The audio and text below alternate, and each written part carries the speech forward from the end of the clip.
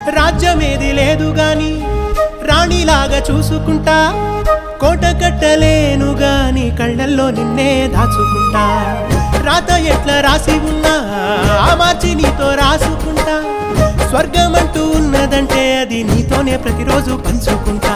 నిన్ను గన్నవి నాన్న కన్నా అల్లారు ముద్దుగా సాదుకుంటా. నీకు కోపం వస్తే కొంత దూరం ఉంటా, నువ్వు గీత గీస్తే నేను దాటనంటా. కంట నీరు కంటి రెప్ప దాటకుండా కాటుకై కావలుంటా.